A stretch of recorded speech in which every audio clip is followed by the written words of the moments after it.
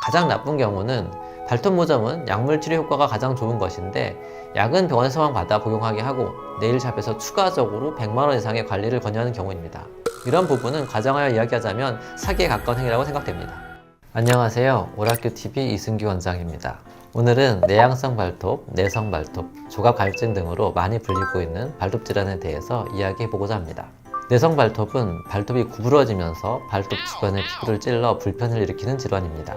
피부를 파고든 부분을 통해 세균이 감염되면 봉화지겸 등의 감염성 질환이 발생할 수 있으며 경우에 따라서는 사막이나 무좀이 추가적으로 발생할 수도 있습니다. 따라서 적극적인 치료가 필요한 질환입니다. 내성 발톱은 정도에 따라 단계를 나눠볼 수 있습니다. 1단계는 발톱이 거의 구부러지지 않은 상태에서 주변의 피부를 찌르는 경우, 2단계는 발톱이 약간 구부러진 상태, 3단계는 발톱이 심하게 구부러진 상태, 4단계는 발톱이 매우 심하게 구부러진 상태입니다. 치료는 구부러진 발톱을 다양한 방법으로 펴는 것을 기본으로 합니다. 발톱을 펴 놓았지만 발톱이 발가락에 비해서 비정상적으로 넓은 경우는 재발 확률이 되게 높습니다. 이런 경우는 발톱의 크기를 줄이는 발톱 성형술을 해야 재발을 막을 수 있습니다. 내성 발톱의 경우 발톱이 피부를 찌른 양상이므로 피부에 상처가 나 세균 감염이 흔히 동반됩니다. 따라서 환자분의 상태에 따라 세균 감염 치료를 병행하거나 세균 감염 치료를 먼저 한 후에 내성 발톱을 치료하게 됩니다. 이러한 내성 발톱의 치료 방법들로는 여러 가지 방법이 있습니다. 제가 사용하는 방법으로는 심플 스틱 이지, 심플 스틱 와이어, KD 와이어, 발톱 성형술 등의 방법이 있습니다. 이 이외에도 다양한 방법들이 나와 있는데 치료는 환자분들의 발톱 상태를 보고 발톱에 맞는 적절한 치료를 받으시면 됩니다. 경우에 따라서는 환자분의 상태에 따라 2가지 이상의 시술을 병행하기도 합니다. 현재 나열된 시술들은 모두 환자분들께 꼭 필요한 치료로서 실비보험에 적용이 가능합니다. 실비보험이 있으신 분들이라면 비용 부담이 매우 적어지게 됩니다. 요즘 진료를 보다 보면 네일샵에서 100만원 이상의 비용을 지불하고 관리받으신 후 문제가 발생해 병원에 방문하시는 경우가 많습니다. 이에 발생하는 문제를 이야기해보자면 관리 도중 감염이 발생하는 경우, 잘못된 발톱 관리로 증세가 악화되는 경우, 비정상적인 비용이 드는 경우가 있는 것 같습니다. 가장 나쁜 경우는 발톱 모점은 약물 치료 효과가 가장 좋은 것인데 약은 병원에서만 받아 복용하게 하고 네일샵에서 추가적으로 100만원 이상의 관리를 권유하는 경우입니다. 이런 부분은 가정하여 이야기하자면 사기에 가까운 행위라고 생각됩니다. 내성 발톱과 발톱 모점은 환자분의 일상생활에 불편을 가져오는 피부과 질환입니다. 그렇기에 의료보험과 실비보험이 적용되는 치료입니다. 꼭 검색창에 피부과 전문의를 검색하신 후에 피부과에서 제대로 된 진료를 받으시기를 추천드립니다. 오늘은 내성 발톱의 개요에 대해 설명드렸습니다. 다음 시간에는 각각의 치료에 대해 하나씩 설명드리도록 하겠습니다. 오락교TV 이승규 원장이었습니다. 감사합니다. 안녕하세요. 오락교TV 이승규 원장입니다. 내성 발톱 1단계는 발톱이 거의 휘지 않은 상태에서 발톱이 피부를 찌르고 있는 상태입니다. 이는 발톱이 비정상적으로 넓거나 혹은 발톱을 너무 짧게 자르는 경우 발톱 주변의 살이 과도하게 튀어 올라오면서 생기는 현상입니다. 이럴 경우 발톱이 자라나오면서 자연스럽게 발톱 주변의 살을 찔러 통증을 유발하고 치료를 받지 않으실 경우 상처난 피부로 세균이 들어가서 봉화지겸과 같은 감염성 질환을 발생시킵니다. 오래 방치할 경우 입원이 필요한 경우도 있습니다. 치료는 1차적으로는 세균 감염을 없애기 위해 병변의 소독과 항생제 치료가 필요합니다. 치료가 너무 늦을 경우 세균 감염이 피부를 뚫고 들어가 번지면서 봉화지겸으로 번질 수가 있습니다. 심한 경우 입원이 필요할 수도 있으므로 빠른 치료가 필요합니다. 동시에 발톱이 피부를 찌르지 않고 자라나오도록 도와줘야 합니다. 치료를 하지 않게 되면 지속적으로 피부를 찌르면서 내성 발톱의 증세가 악화되게 됩니다. 최근 들어 제가 사용하는 치료 방법은 심플 스틱 이지를 이용한 치료입니다. 피부를 찌르고 있는 발톱에 가상의 발톱을 연결해 주어 피부를 찌르지 못하게 막는 방법입니다. 가상의 발톱을 따라서 새로운 발톱이 자라나와 발톱이 정상적인 모양이 되도록 도와주게 됩니다. 심플 스틱 이지를 이용한 치료와 함께 소독 및 항생제를 복용하면 수일 내에 빠르게 통증이 사라지게 됩니다. 심플 스틱 이지는 환자분의 상태에 따라 3 내지 4주 이상 유지하게 됩니다. 환자분 발톱에 염증이 없고 증세가 경미한 경우는 마취가 필요 없습니다. 하지만 환자분 발톱이 염증으로 인해 이미 통증이 있는 경우는 주사 마취를 하는 것이 좋습니다. 주사 마취 시 약간의 통증이 있으나 주사 한두 방이기 때문에 빠르게 끝납니다. 마취 후에는 통증이 없습니다. 심플 스틱 이즈를 파고든 발톱에 끼워 넣어 발가락 피부를 찌르지 않도록 합니다. 끼워진 심플 스틱 이즈가 떨어지지 않도록 고정해줍니다. 시술 다음날 내원하여 소독을 받습니다.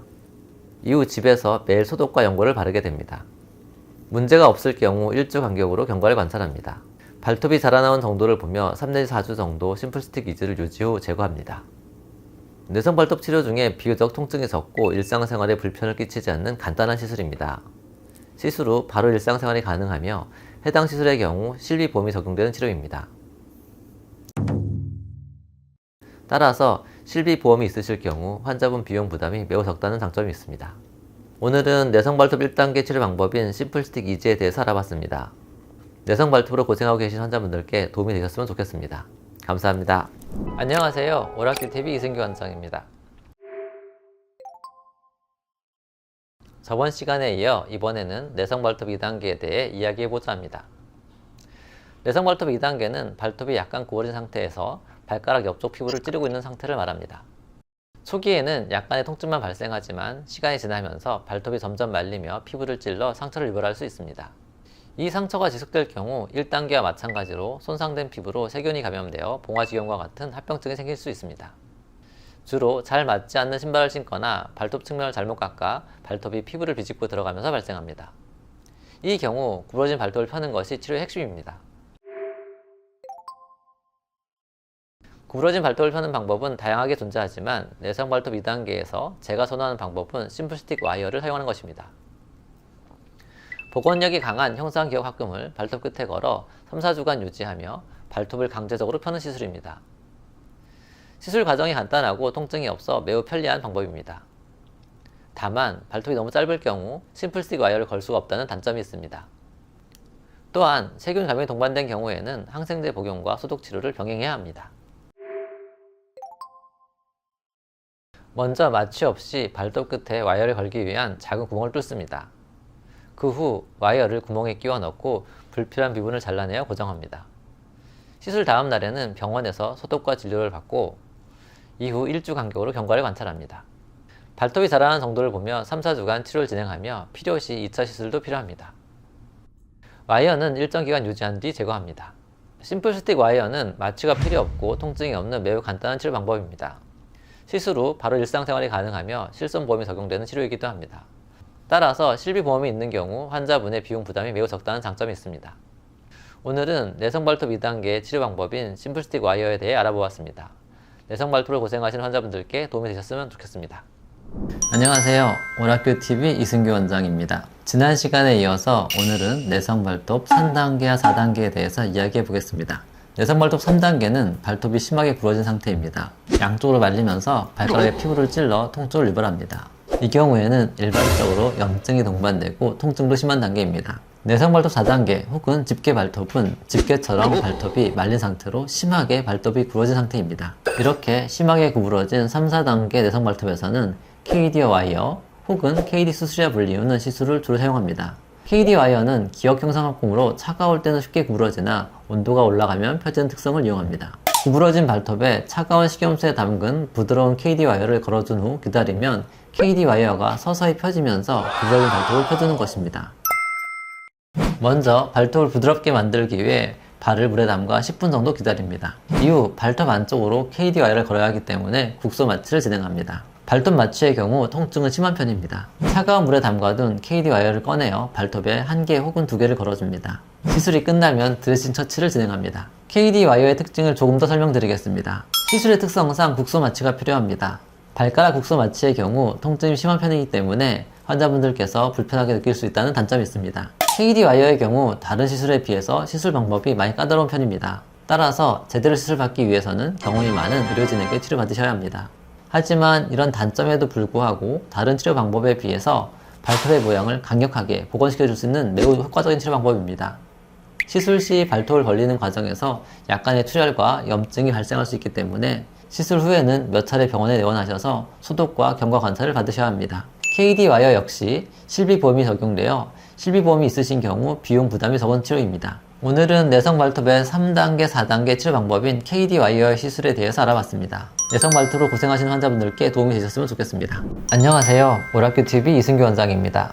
내성 발톱은 일반적으로 발톱이 구부러지면서 발가락에 살을 파고들어 염증과 통증을 유발하는 질환입니다. 그래서 치료할 때는 구부러진 발톱을 펴기 위한 다양한 방법을 사용하게 됩니다. 하지만 발톱을 펴 놓아도 지속적으로 발톱이 발가락을 찌르는 경우가 있습니다. 이는 발가락 크기 대비 발톱의 크기가 너무 큰 경우입니다. 이런 경우에는 발톱의 크기를 줄일 수 있는 수술을 해줘야 합니다. 진료를 보다 보면 다른 병원에서 내성 발톱을 몇 번 잘라낸 후에도 지속적으로 재발해서 내원하는 경우가 있습니다. 그 이유는 다음과 같습니다. 발가락에는 발톱을 만들어주는 공장이 존재합니다. 발톱 공장에서 발톱을 지속적으로 만들어 자라나오게 하는 것입니다. 즉, 발톱만 잘라내면 공장은 남아있기 때문에 지속적으로 발톱이 자라나와 다시 발가락을 찌르게 되는 것입니다. 결국 치료 방법은 발톱 제거와 함께 발톱 공장을 망가뜨려 그 부위에서 다시는 발톱이 나오지 않게 하는 치료를 해줘야 합니다.